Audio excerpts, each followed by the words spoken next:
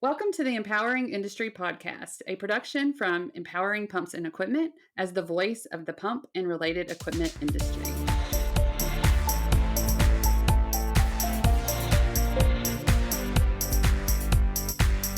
Welcome to episode 75 of the Empowering Industry Podcast. This is coming out on September the 27th, and I'm your host, Charli Matthews, and I'm joined by my co-host, Bethany Womack. And Luca today, he's right next to me. I don't know, you can't see him yet, but he's being very distracting and lovely. So maybe you'll see him later.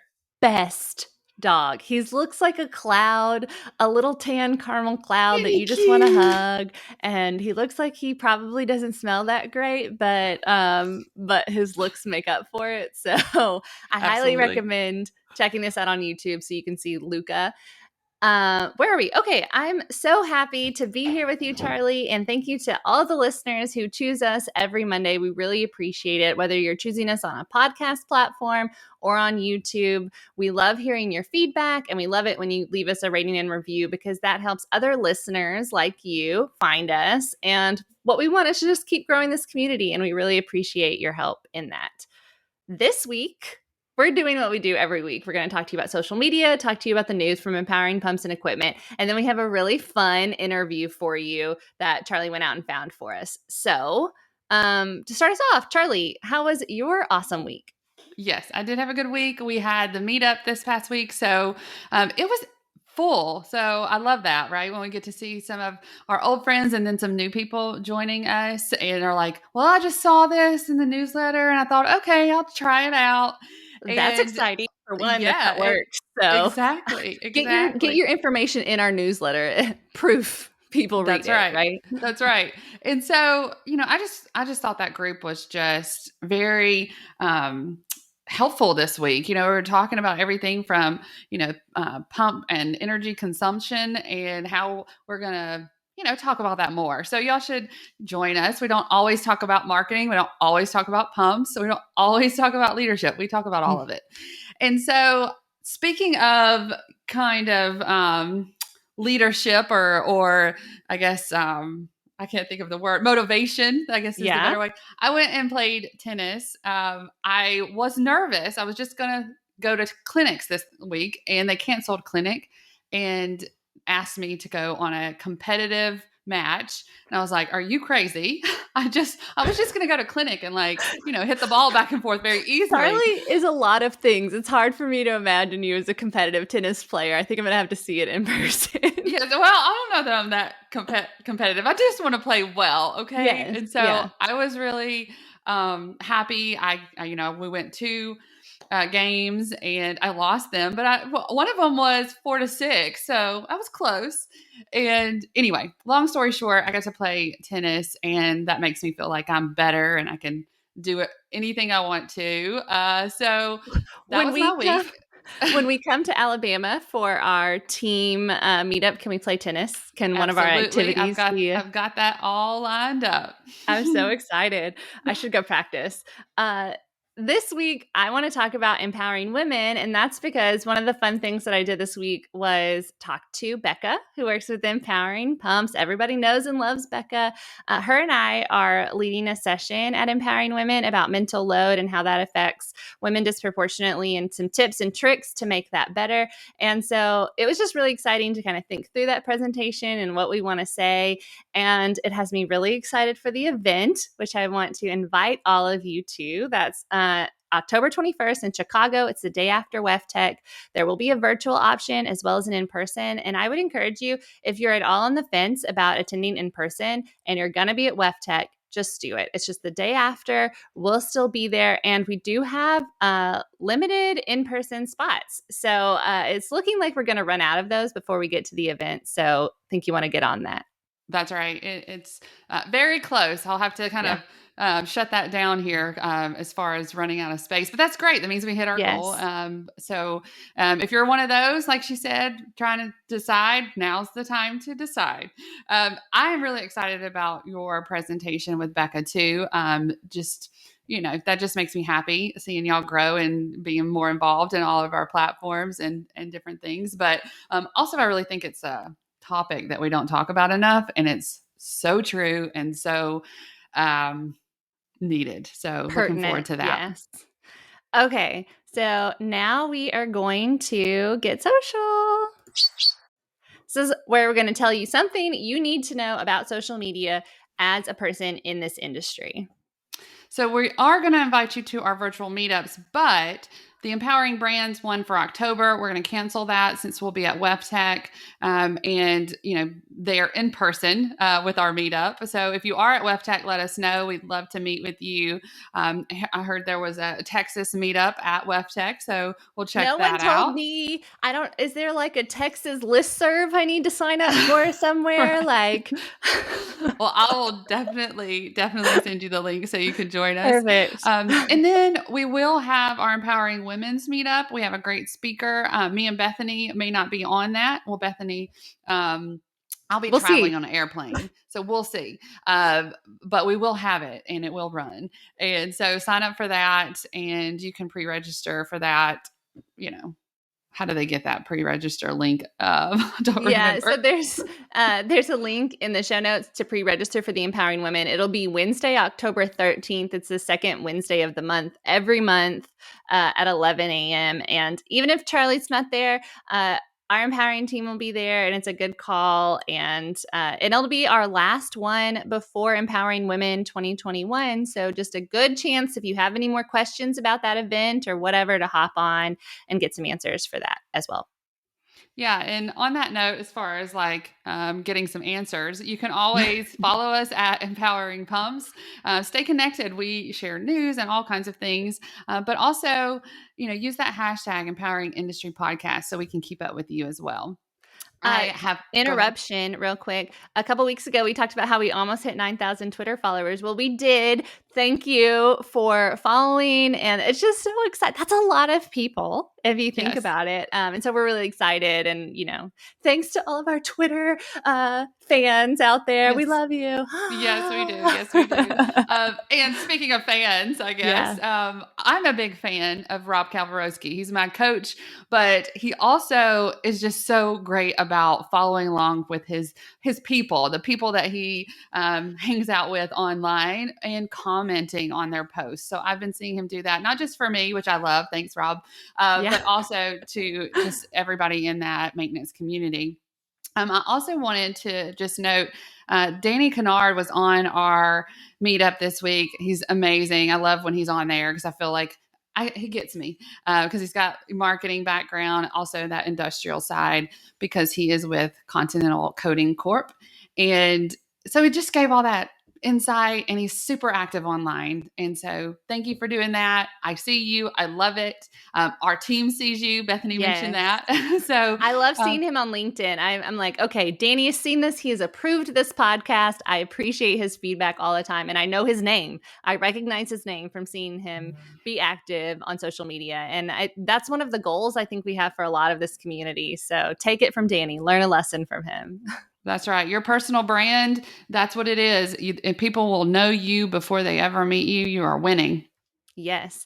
Okay. So as promised, we're going to continue our YouTube series. This is the second in a 3-part series.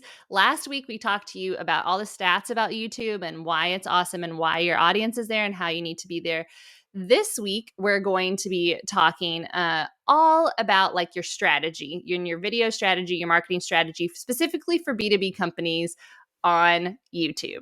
And next week, we'll teach you some tricks about how to increase your followers, engage your followers, and stuff like that. Fun. So here we go. 4 tips for setting up your B2B YouTube strategy for success. Okay, I'll go first since the first one is set up your YouTube channel. And I did that for us.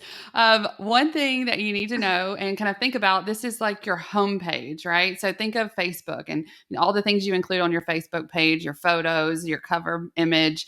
You're going to need those things as well. You also need to sit and think about your brand. Is this what you're building? And the first thing that you want people to see when they come to your YouTube page is appropriate brand. Okay. Yeah. And the other thing, and this is really fun because we just created a new one. We have a video. So your very first video, I use it to introduce and say, welcome to our channel. Thank you for being here. This is what we're going to share. And that was really fun to create, and, have a little like and subscribe on there, which was super fun. Yeah. But make sure, you kind of look at the settings too. So that one for sure is one that auto plays when you get to the site. And so, you can change it out throughout, your time on YouTube, but there's things that, okay, a first time person comes to your YouTube channel, what do you want to have them see? And then you can set a visitor, that's been there before, a completely different message. And I think that's just cool. It's like, like meeting them in person. Yes. And such cool options that you can take advantage of. You just spend an hour looking at the options and setting your page up so that it looks like you've put some thought into this. Yeah. And, what kind of content are you going to have on the page, I think is another option. You can create playlists, and that's the way you can kind of divide up into different categories. And, we've been doing a little bit more with those playlists recently because we're growing and have different products to offer, our services or content. That's the best way to say that. So check it out, and, make sure you keep your brand in mind when you're creating those graphics, creating, your social digital footprint there. Love it. Okay, tip number 2, be creative with your videos. Okay, this hot tip is coming straight from me to you that I think is important when you're thinking about what content.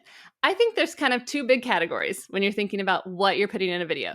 I think things can be informative, and that's very beneficial to your audience, something they need to learn, like how your product works or how a centrifugal pump works, all of these industry things they can learn. Things can be interesting. So something fun to watch if there's, you have really fun people talking like me and Charli, and that's why they want to come back and listen. Exactly. Yeah, really fun people, something fun to watch. So informative and interesting. Now, a rule is things need to at least be one of those. Even better if they can be both of those things. So if you can think of a way to make informative information interesting, but those are kind of the big things you need to keep in mind as you're putting out videos. So examples of videos that you could be adding to your page. We're talking product demonstrations. I love a good behind the scenes video, maybe just a short little video of you setting up your booth at WefTech and how that looks. Anything that kind of gets people like a personal connection. That's very interesting to me. And I think to your audience, like audiences connect with people more than products. So that's going to be interesting to them. So behind the scenes, trade shows, talking to people from your company, getting customer feedback, all of those are great options for what kind of videos to put on your channel. Yes, you've just given me all kinds of ideas. So this is the fun part. You can create these videos, try them out, and then upload them to YouTube. Yeah. Okay. So my next one is be consistent. And I think I've learned a lot about this from the podcast. And every time that you are on social platforms, you post at the same time to your audience, they know to come back and get that information. So we do that in social media. We do that on the podcast so that people know, okay, this is when it's coming out. So every Monday, you're going to get the podcast. So you don't really have to think about it. It just becomes part of your habit, right? You're going to be with us on Mondays, and that's what you need. You need to have consistency in your content so people know what to look for when they go to YouTube, and subscribe to your channel. Side note, go ahead and subscribe to this channel if you're listening to it. It could be, a podcast platform that you're listening through, or YouTube. Okay. So just imagine a world where, you are company X that sells this product, and your customers know my Thursday at lunch, I'm going to have this fun 5-minute video that I can watch. It's going to be really fun about this product, learn something new. And that's my Thursday lunch break that I do every week. How valuable would that be if you captured that audience and they knew every week they're going to get new content from you, right? Yeah, I've got to give a shout out to Takeo. They do this nightly Instagram live, and it's consistent, and people can go to it and they just have a chat. And I just think that, that was very insightful and innovative. And so they're doing a great job. Perfect. I'm going to make myself a note to give Takeo a shout out. because that's awesome. And I love when we're highlighting companies that are being innovative with social media and taking our advice and doing wonderful things. Okay, but number 4 is to treat your videos as if they were a blog post. So you love content marketing. We talk about content marketing all the time. And so you kind of know what to do. You write a blog post, you have a white paper, and then you share social media posts about it. And that drives traffic to that blog post. What you're going to do is pretend that this video is a blog post. You're going to share the links to it on all of your social media channels. You're going to send it to your media partners like Empowering Pumps so we can share it with our audience. You're going to write a blog about the video. You're going to put it in your newsletter. And when you do these things and you publish your video, you are going to be thinking about search engine optimization as you're posting. That means thinking about putting keywords in your titles, thinking about what your audience is going to be searching for, that your title would be the answer to that, and putting keywords in the description, putting a full description, including multiple links, all of the good practices that you do for for search engine optimization, you're going to do for the video as well. Yeah. And as you're talking, I'm thinking, if you have a podcast, you should also do this. First of all, you need to let us know that you have a podcast because we love that. Yes. But with that, you can use your YouTube channel, have your podcast there on a regular basis. We do that as well. And so that is creating content. We need to look at creating content in a completely different way now.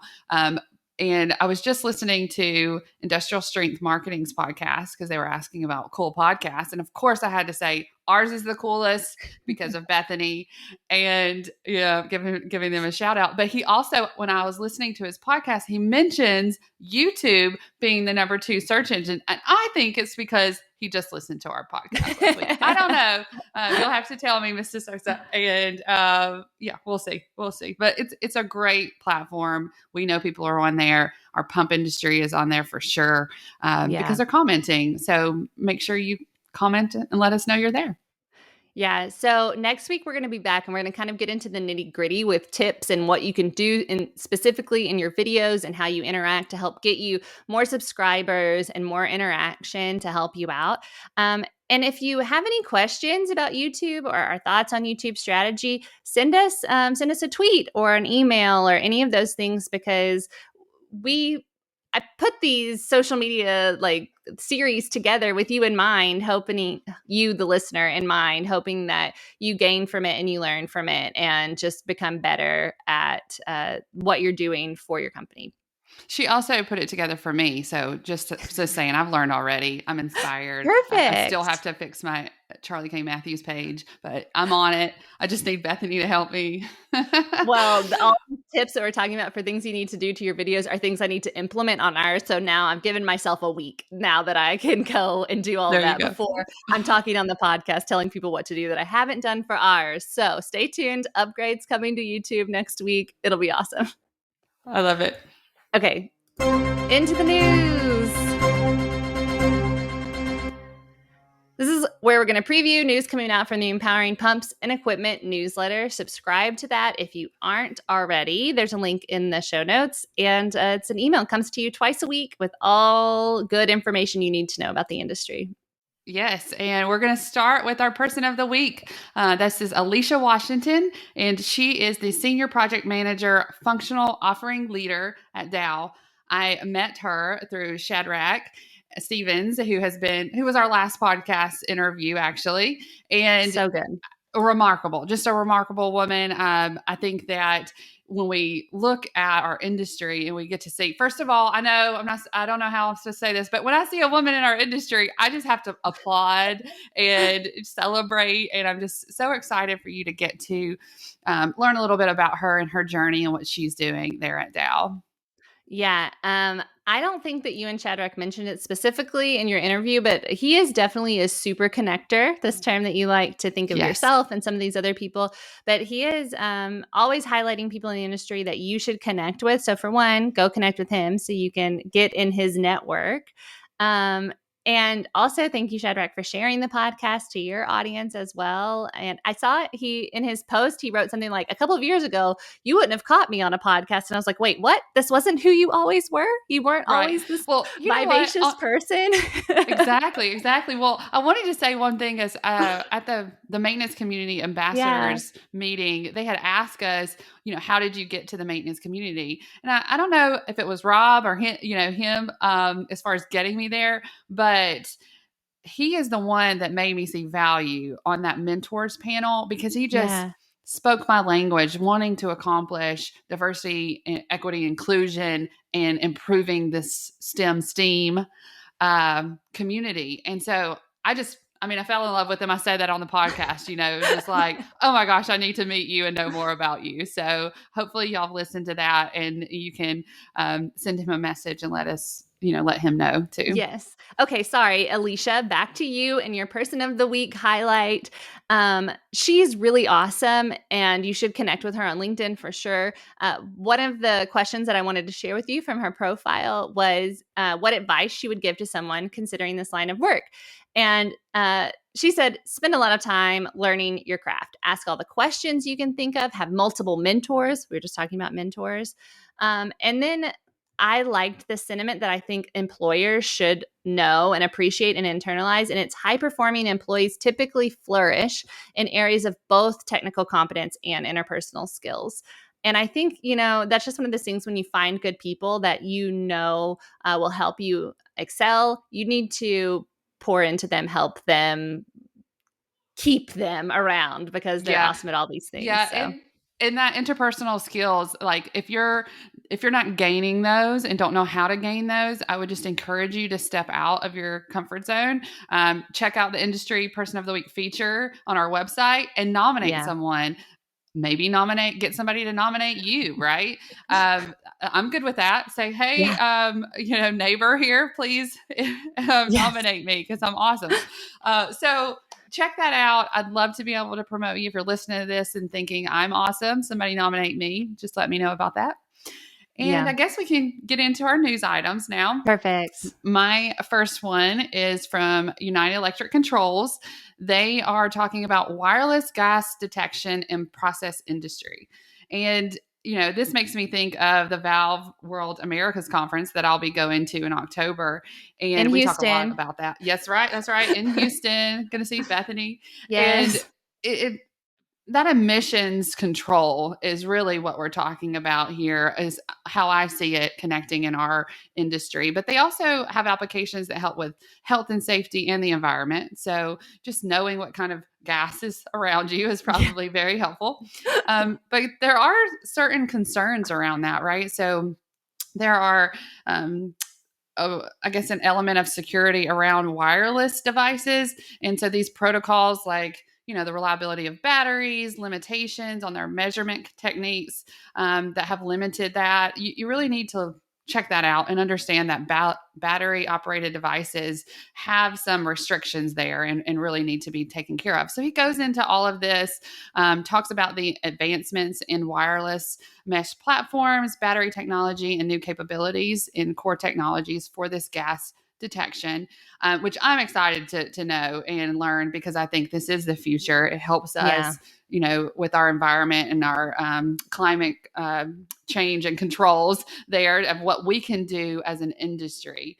And that's really, in my opinion, really important to see how we can help, because honestly, we're there working on the equipment. So let's keep as much of that gas as we can, running things and using that energy for good. So please find UE Controls webinar on how wireless detectors are improving plant safety. And so there's a lot of, they're doing a lot of things. You'll see content on empoweringpumps.com if you take a look.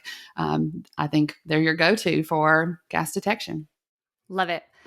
The article I am sharing with you today is from Dynamatic, and it's Inclusive Leadership Examples, Why It's Important in Manufacturing.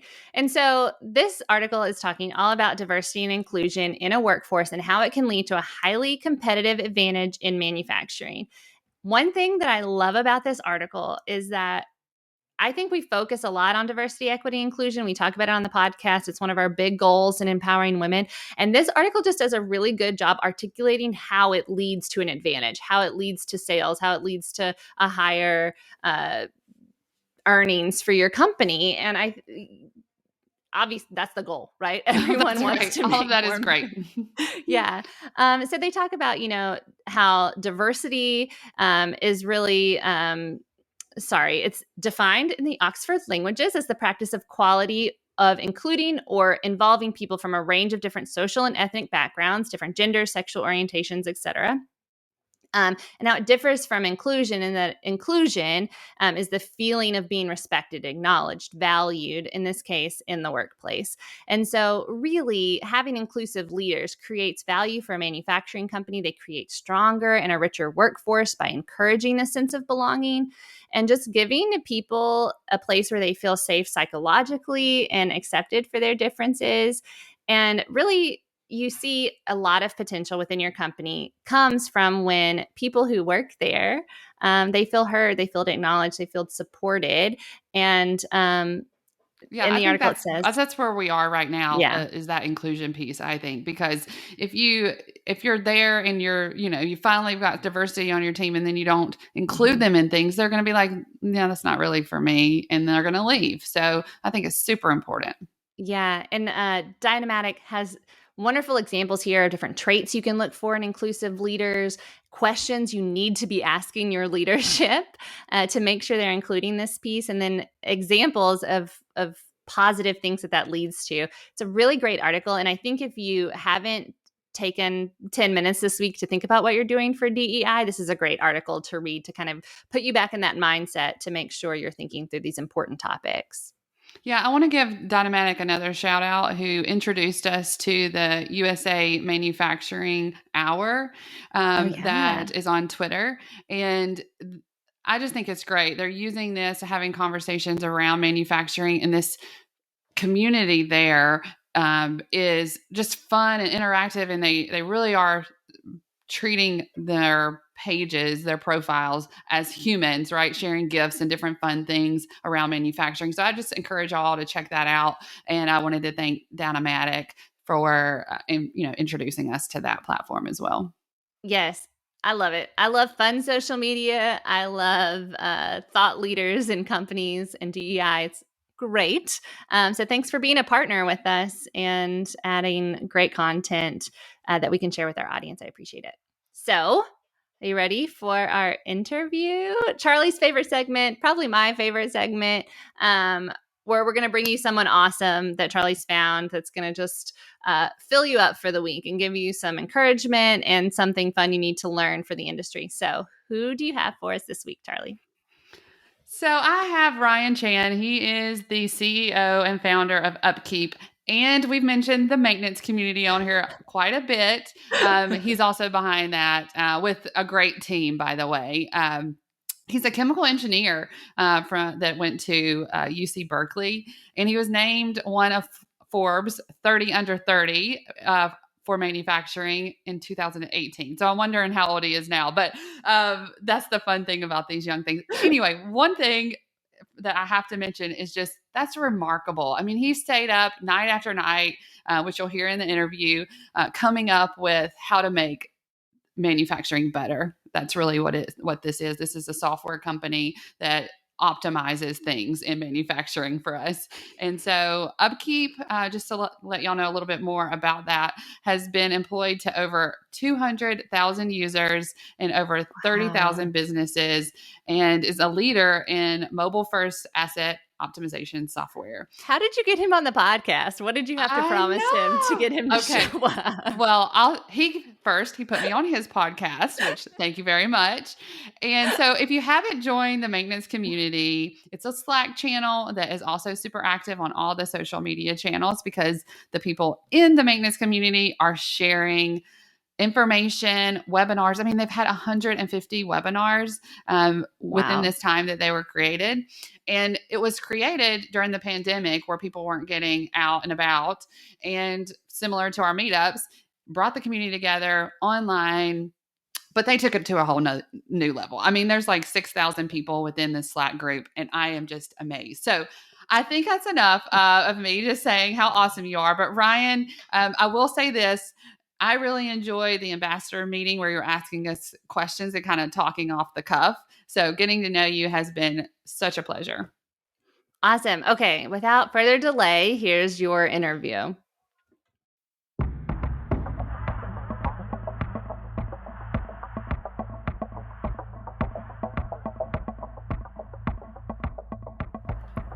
Welcome to the Empowering Industry Podcast, Ryan. I am so happy that you're here. I mean, repaying the favor for being on your podcast before, or video series, however you describe that. I'm excited, but tell our readers, our listeners, however you want to say that, who you are and what you do. Well, firstly, Charli, thank you so much for inviting me onto your podcast, your video series. I'm a big fan, and you and I have been partnering for a long time, building the community, supporting our industry. You asked the question a little bit about myself, so I'll give the quick elevator pitch about myself, and then just feel free to dig in wherever. Yes, I will. Wherever you find like interesting tidbits. A little bit about myself. I'm Ryan. I'm the CEO and founder of UpKeep. A little bit about my background. I went to Berkeley, chemical engineer. My first job was working as a process engineer at a manufacturing plant. It was a manufacturing plant for reverse osmosis membranes, used for brackish water desalination, a little bit of wastewater.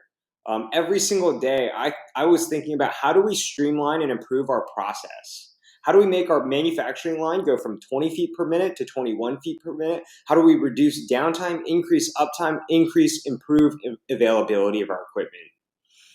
What we quickly realized was that we could leverage technology for that.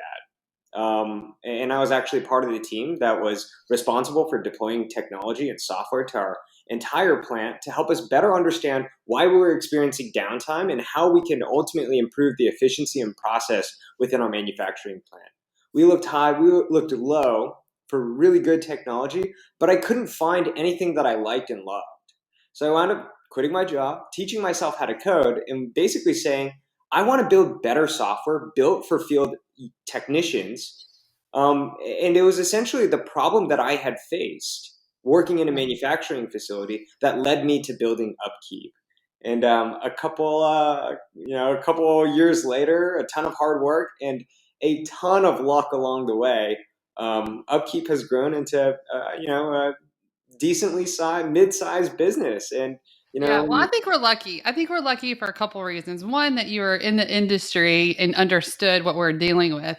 Two, that you're in California and, got some resources around you in that tech side. But I'm curious, kind of how you started. How did you get into the industry as far as, okay, I'm going to go for chemical engineering? I mean, how did you decide that? So that goes back to like my very, very early days. I was always kind of like a very lost child trying to figure out like what I wanted to do in life. Just to put this in a perspective, I went into chemie because I was told that was the most difficult major. And I was like, I love a challenge, so bring it on. When I actually went to college, I still didn't really know what I wanted to do.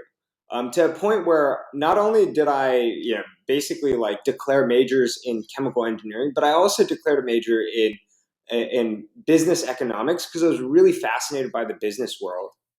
But then I was also really interested in the medicine route too.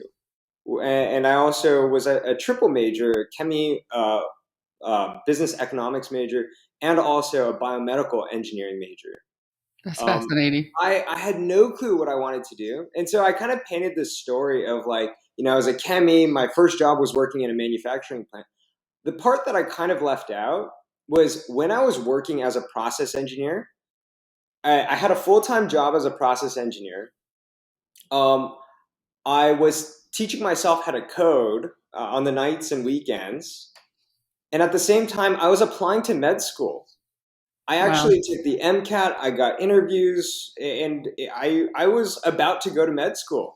I mean, that's wild. Okay. Like just the path. And I mean, I do believe I took business as well in college, and I loved economics. That was my favorite course. But it's because you can kind of see how it all affects each other, how every business affects each other. I really enjoy that too.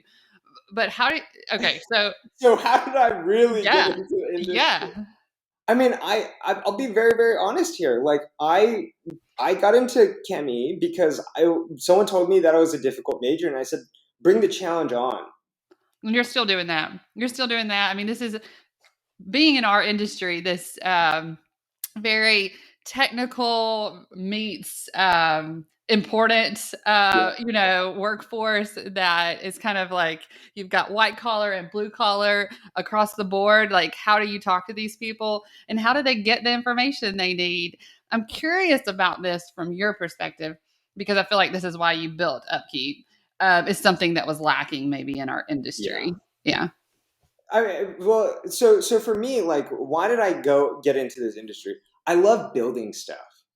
I absolutely loved like the aspect of engineering, of just like rolling up your sleeves, like getting into like water tanks and like actually like building something that I could see, feel, and look at. And that was one thing that did draw me to the whole like chemie route and then the whole manufacturing route, because everything that I was doing on a daily basis, it was so cool.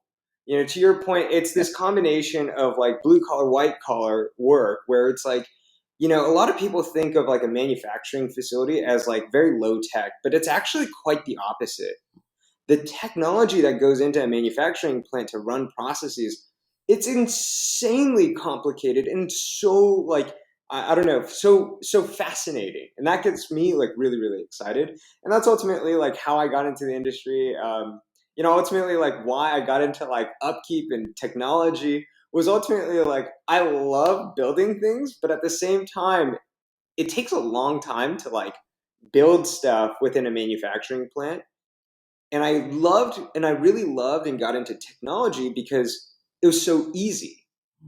I could think of something one night, spend the entire night, and this is actually what would happen. I would spend like the next like 10 hours just not sleeping overnight because I was so fixated on like this idea. And I could launch a product that I could put into the hands of, you know, my boss and the rest of the team the next day.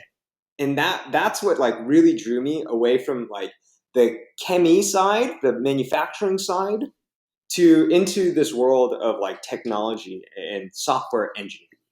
Yeah, I love it because I mean it does take a lot of that. I think it's great that you pointed on that. I mean, every manufacturing plant I've walked through, you know, they have their process, they have their systems, they have, you know, everything that goes into getting that product out the door to their customers and keeping up with all of that. I mean, making sure that, for, you know, in some cases the robots are set to the right programming. I mean, there's all kinds of things there that goes into that. So I'm glad that you created this brand, UpKeep. But tell us what is UpKeep? So upkeep, we build software for maintenance teams. Our entire mission is software to empower the maintenance technician, the person on the shop floor. It all stemmed from me seeing a personal problem that all of the software that we were using at my old plant was desktop based. It was sold to the VPs. It was sold to the VP of operations, who did sit behind a desk. But the software that I was responsible for deploying out to the, you know, the 90% of our technicians and the rest of the team who never sat in front of a desk, it was atrocious to them. And so we have, you know, we've been extremely fortunate to a point where, you know, our team has taken off. Our team right now is about a company of 150 employees. We've gotten the opportunity to raise $50 million in venture. And our sole mission has just been purely about building better software to make the days, lives, and jobs easier for maintenance technicians out on the shop floor. Yeah. And so you have that background where you know what the challenge was because you were in there. You could see it, feel it, and you worked in that field. But then you've created this community of maintenance people who you can, you know, actually have a conversation with. Say, okay, what is the challenges that you're facing today? And I think that we won't call it leverage, but it's basically like an insight into the real world and the real lives of these people that are, making things work, making things run, creating things, and making sure that they, are running the way that they're supposed to. So, with that and kind of, you like to create things. I did hear that. You've created UpKeep. You've got the software now. You're constantly improving, which is also part of you, and me for that matter. But how do you see this moving forward? See, I mean, you bring up the community and maybe the question is like, how do we see our company evolving and the community evolving? Like, we started out with this one mission that like, hey, we're going to build technology for technicians on the shop floor. We've kind of expanded that vision of our product into something much, much more, and to a point where we're calling it not just a maintenance management solution, but an asset operations platform. And to us, what that is a platform that ingests data that gives the insights needed for both maintenance, reliability, and operations to actually drive action. The second component of what the like bigger, broader vision is I think you touched on it, Charlie, which is really focused on our community.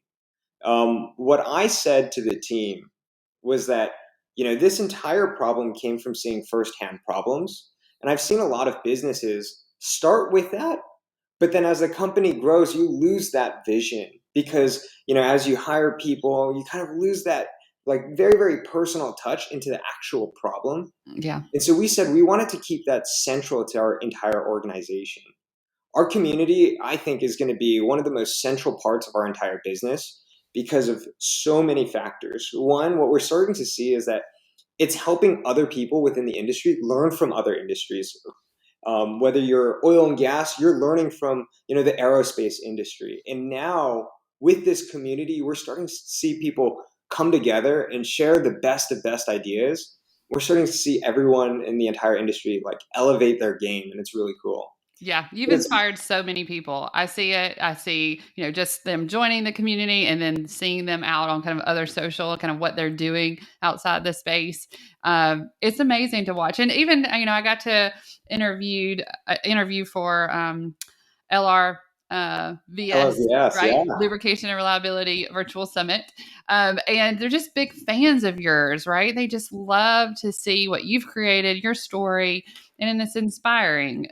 So, as far as UpKeep, we could go into a lot of that and the community. We will make sure, that there are links for everybody to see that and join that. But I wanted to talk to you about SMRP. I saw that was kind of in your list on LinkedIn as far as being involved with that, as far as membership. Can you tell us a little bit about that? I'm looking forward to seeing you, by the way. So are you attending SMRP or? I'll be there. So, in a bright red suit. So perfect. For anyone that is going to SMRP, again, I'll be there in a bright red suit. So come up to me, say hi. A little bit about SMRP. I was first introduced to SMRP when I was getting into the industry. And I basically said, I want to learn more about like how I can improve as a maintenance reliability leader in the space. And I learned so much from SMRP. It's a professional network of people in that maintenance reliability community that are dedicated to, again, similar thoughts to our community, which is like provide the best of best information and share it with others. Like that's what I think SMRP is all about. And personally, that's how I first got introduced. And I said, hey, I learned so much from this community. I want to be a small part in giving back too. So more recently, Charlie, you had called out, I joined the SMRP membership committee. And this is just a very, very small way for me to say, SMRP taught me so much about this industry. I want to see if I can do this even in a small little manner for 10, 50, 100 other people in the industry to help inspire them to go out and do something great. Yeah, it makes perfect sense to give back that way. And it keeps that knowledge sharing going, right? So you've obtained this knowledge by, someone saying, okay, let me introduce you to this community. And now you can do that for others. I feel the same way about the Fluid Sealing Association. And I have to say, we haven't talked enough about the maintenance community because, okay, so for our listeners here, this community is on Slack, and well, that's where you can see it. It spans beyond Slack, but we'll just say it starts on Slack, and you can join it, and that's an app program or a desktop program, and so once you're in there, there's all these different people that care about maintenance and reliability. And you can ask questions and you can interact, you can have fun, there are giveaways, there's all kinds of things that y'all have created.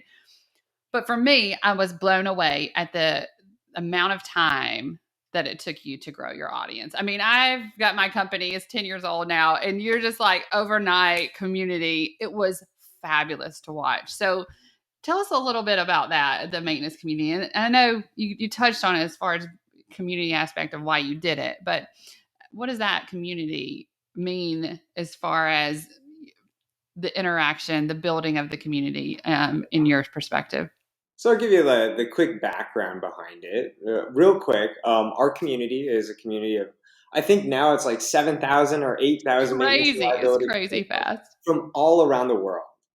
And so it's really, really cool. I'll kind of tell you the origin stories of the community. It all started, I would say, about like 2 years ago when we were sitting down at dinner and we were basically saying, okay, well, what is UpKeep? Like, yes, we are a technology company, but what we also said was that technology is implemented by people. And if we build the best technology, that's only half of the battle. We also have to support the people to implement technology to drive better processes. And so when we had that realization that like, oh shoot, this is not, we're not just a technology company, we are a change management company. Ooh. Leveraging technology. We said, wow, we really need to double down on supporting the actual people within our industry. And so we said, community is going to be a really important thing. One, it's going to help drive this change management. And two, it's going to enable us to learn from the best, and it's going to have the best of the best share the best knowledge with other people in different industries. So we started out with the seeds of an idea, and I would say, let's call it like, we started this program at the beginning of 2020. And obviously we all know that, March 2020 was... I'm sorry. I'm amazed. 8,000 people brought together in a community within a year and a half. We'll give it that. That's amazing. It's just, anyway. Okay. Well, here's what happened, right? Like when March 2020, here we all kind of know, like there's this big, at least in the US, big scare around COVID. What happened? It brought everyone who were used to be in the shop floor back at home. And now, and what happened, I really think that we just got lucky, the right time, and we were at the right place at the right time because everyone was at home and no one knew what to do. And so the inception of like the start of the growth of this community actually came from like, the beginnings of COVID. Hey, what are you doing over there? What are you doing at your manufacturing plant? Like, what are you doing in oil and gas? Like, how are you handling like the PPE shortage? Like, how are you handling returning back to work? Are you doing like COVID tests? Are you doing like, X, Y, and Z? That's actually where it started to explode the entire conversations. You had this, obviously the global pandemic, no one knowing what to do, coupled with the fact that now everyone, or maybe not everyone, but a majority of people are now working from home. That created this amazing opportunity, this door for us to connect people online in digital ways. True. It's so true. We had our little meetups that we continued where we once a month meet up together, but we were doing them more frequently during the pandemic. And those are the questions that you just asked, right? It was really just, okay, I want you to sit across the table, this virtual table, and pick your brain because I don't know what to do. And there was that common factor of that, which was amazing because we don't even know how to sit around the house by ourselves and kind of answer these questions, right? Because we're so used to being out there in a community talking with each other. And now it's like, okay, I need to replace that somehow. And you did it. You created this for that group. And I'm so thankful because there's that supply chain questions and just trying to, I think we accelerated that conversation and get back to work the best way that we can through these communities. Absolutely. And it goes back from like when you're at your single plant, like you learn from the people around you, but you find this like accelerated learning when you start bringing in this like diversity of thought. Like I'm in a manufacturing plant. I want to go learn what aerospace industry is doing. I want to go learn what oil and gas is doing. I want to go learn what restaurants are doing. And like such different wild experiences. We don't take every single piece of advice that we hear from the different industries, but 9 times out of 10, when you talk to someone in a different industry, different company, and even a different country, we find 1 or 2 things that we can basically take back and learn. Say, hey. Yeah. Well, absolutely. And I think one of the things that I saw that I'll just point out, this pandemic has been different for people at different times, different zones, different cultures. Like everything is kind of shifted based on when this was hitting you in your everyday. So it made us think about, or should make you think about, kind of what is that other person dealing with on a day-to-day. It's not the same as what I'm dealing with. And at the same time, we all felt like we were kind of doing everything together, like feeling this type of thing together. I just want to ask you if there's anything else that you want to leave our listeners with before you go. Oh man. Join our community, upkeep.org/Slack. If you're going to SMRP, I'll be in that bright red suit. I might have to wear my red suit now so we match. So all right, come join me. And Charli, you rock. Thanks for having me on the podcast. It's so great to get to spend time with you again. And thank you for everything you're doing. And I look forward to seeing UpKeep just continue to grow. Good luck, and I'll see you soon. Thanks, Charli.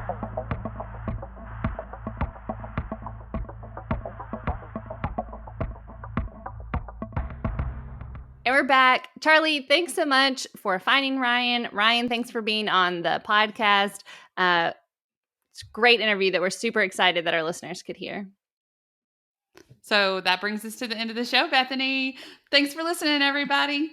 Do us a favor, subscribe, rate and review the podcast on iTunes, Stitcher, wherever you're listening to it. We really appreciate it. Yes, and you can always reach us at Empowering Pumps using the hashtag Empowering Industry Podcast. Email me if you're interested in being on the podcast or know someone that's cool. podcast@empoweringpumps.com. And we'll be back every Monday with a new episode. So until then, be empowering. I have no show and tell. It's all about this. Connect.